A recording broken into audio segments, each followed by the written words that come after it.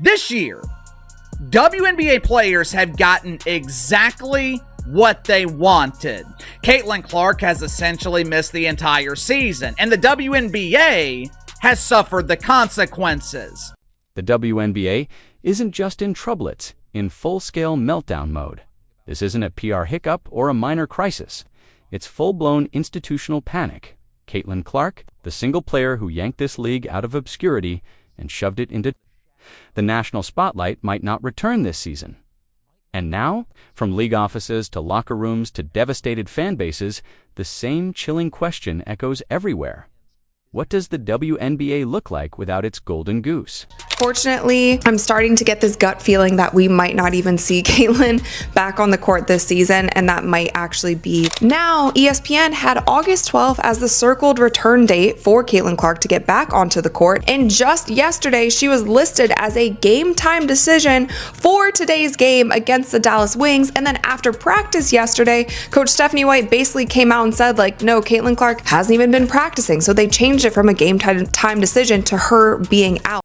The signs have been flashing for weeks. Clark has already missed 19 of the Fever's 32 games this season, sidelined by what feels like an endless carousel of soft tissue setbacks: left quad strain, left groin pull, right groin tweak, you name it. But the real red flag. Head coach Stephanie White's updates sound like they were written to induce maximum anxiety. No timetable, she repeats. We're taking it day by day. Translation: they have no clue when or even if their franchise savior will step back on the court. No return to practice. She's been able to get a little bit more in her full court running, with her all of her body weight. It's really building up from doing minimal to then building some endurance to do longer periods of time. She's been able to do a little bit more on the court in terms of how she moves, but not into practice yet. Now, not into practice yet. That is obviously a negative as far as how soon Caitlin Clark will be back, because she will be in practice before she returns to the court. I would guess at least a few practices before she returns to the floor. Meanwhile, the Indiana Fever have turned to veteran point guard Odyssey Sims on a hardship contract hand. Make no mistake, this isn't routine roster tinkering. This is pure crisis management.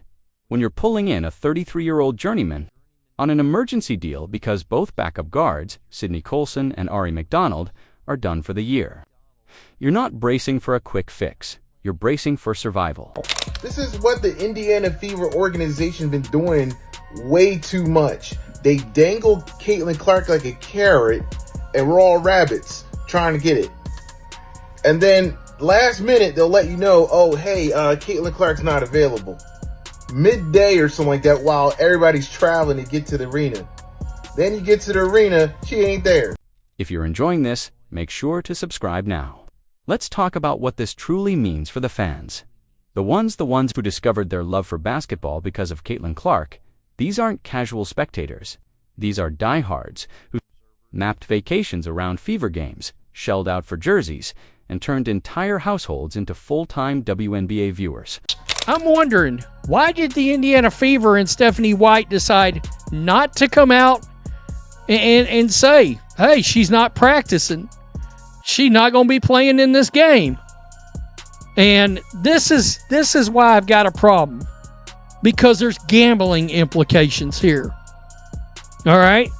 There's gambling implications, and there's the implications of we've got a nationally televised game on ESPN. We want to sell as many tickets as possible. And by the way, charge the most money we can get gate revenue, yada, yada, yada. Now they're glued to their screens, refreshing endlessly for even the smallest scrap of good news, a hint, a whisper that Clark might be on her way back. Instead, all they get are Stephanie White's unsettling updates. She hasn't returned. To practice, she's only doing full court running at full body weight.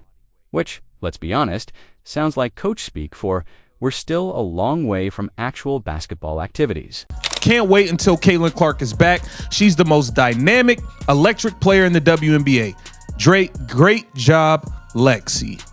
Scott said, have patience, at least several more weeks. Now, whoa. The fan panic is real and completely justified. It's not the first time they've watched Clark sidelined this season, but each setback carries a heavier, more ominous weight. Earlier in the year, when she was out, ticket prices nosedived by as much as 71% with Chicago Sky. Matchups free-falling from $86 to $25. Back then, at least there was hope. There was a timeline now. There's nothing but uncertainty and an unsettling feeling that something is seriously wrong.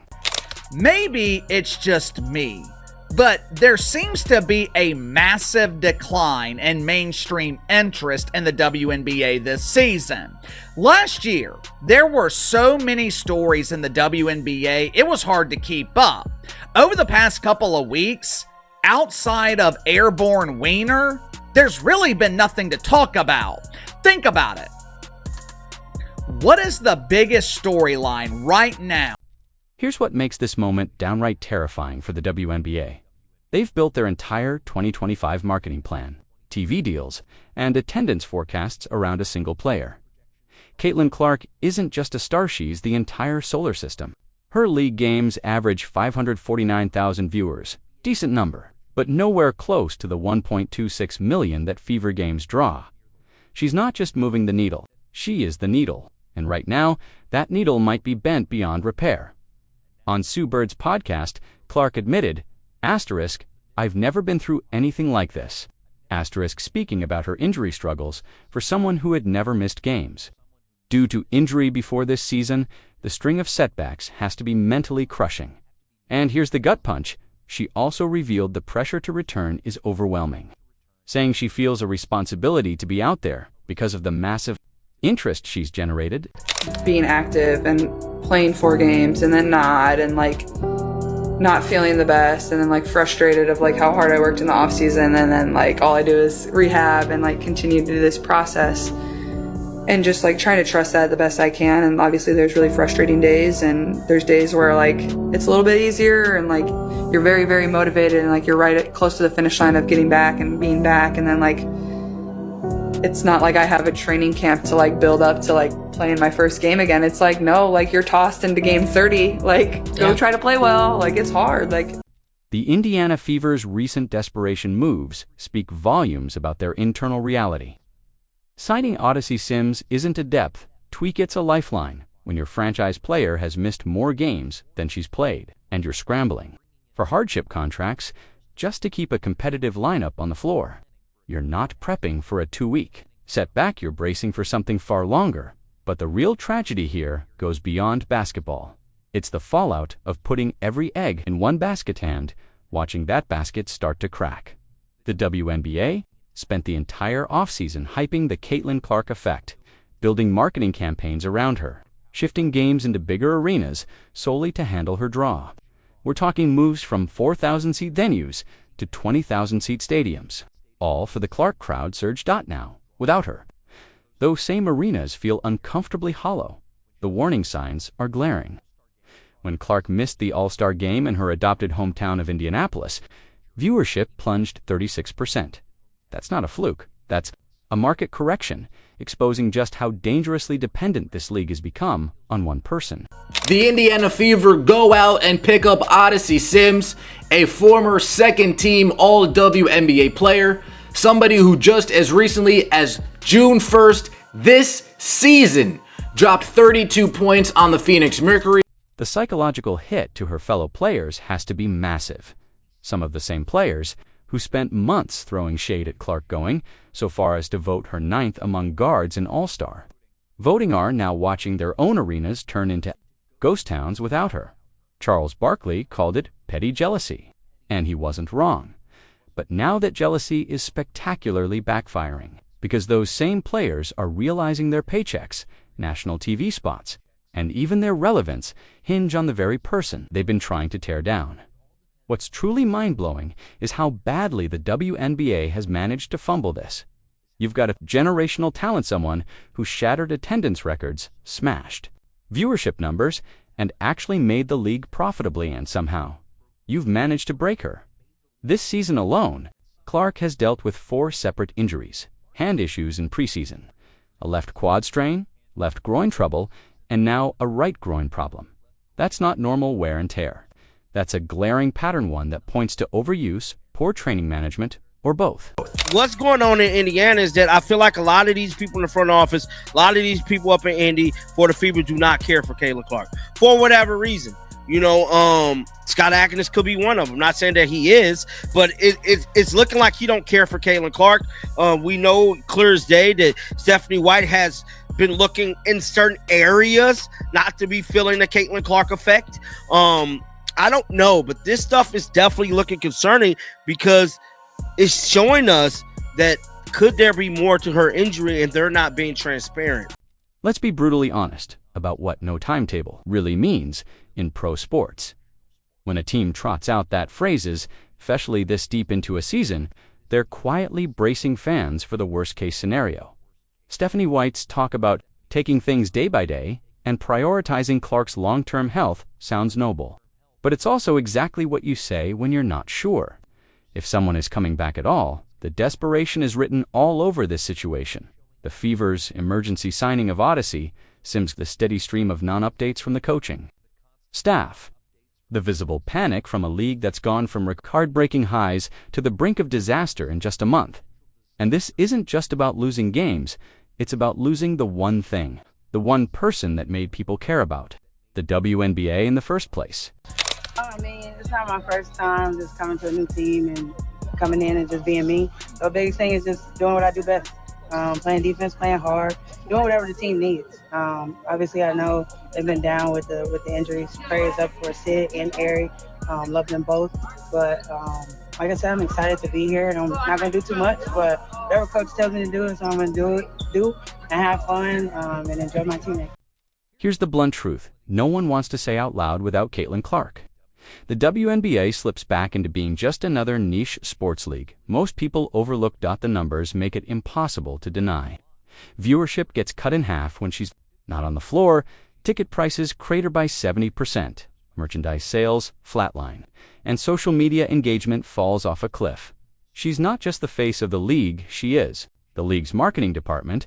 What makes it even more heartbreaking is watching the fans who fell in love with basketball because of Clark now staring at the possibility that their journey with the sport might end before it truly began.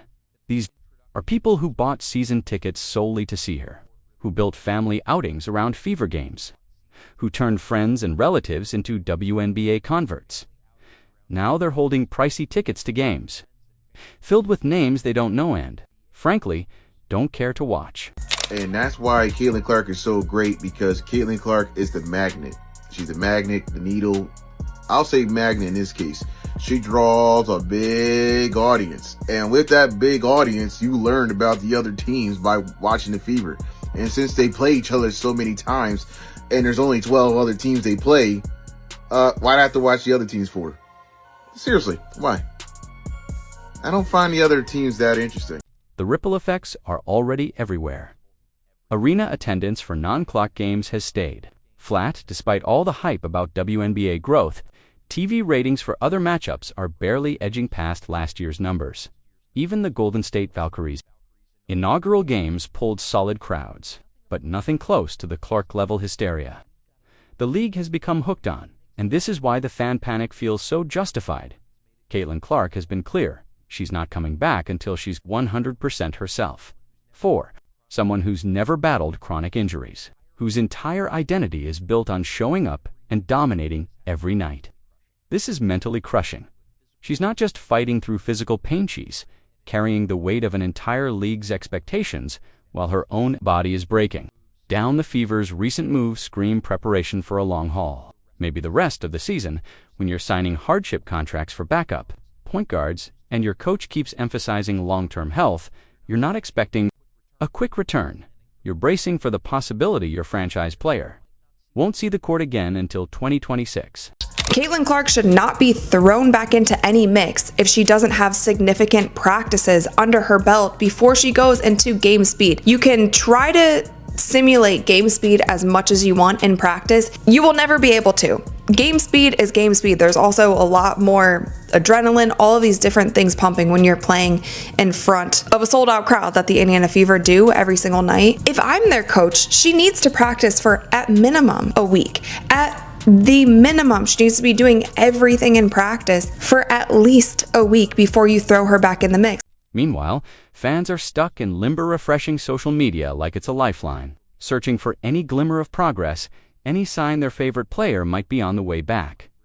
It's psychological torture, scouring every practice report, dissecting every coach interview, hanging on every vague medical update only to be met with silence or bad news. These are people who fell in love with basketball because of Caitlin Clark. And now they're staring at the very real possibility that she's done for the year. The WNBA built the situation themselves, stacking everything on one player Rand. Now they're living with the fallout. Without Clark, they're back to struggling to fill 4,000-seat arenas and pulling TV ratings that wouldn't turn heads in college. Basketball. The Caitlin Clark effect was never just about her individual greatness. It was about the entire league's total dependence on her star power. Like, Stephanie White was saying that she's not done anything with the team. Like, she's not even shooting around with the team. Like, as much as we're hearing certain things, I just don't know. I don't know. Like, let's just say several more weeks. Let's just say, for argument's sake, she's out for 3 more weeks. Three. Here's the million-dollar question no one wants to say out loud. What if she never comes back the same? What if these injuries are far more serious than anyone's admitting? What if the WNBA's golden goose never takes flight again? The panic. Israel, the stakes are massive, and the clock is running out. Caitlin Clark's potential season-ending absence isn't just a blow to the Indiana Fever. It's an existential threat to an entire league that shoved all its chips onto one extraordinary player. And right now, no one knows if that gamble will pay off or burn down everything they've built.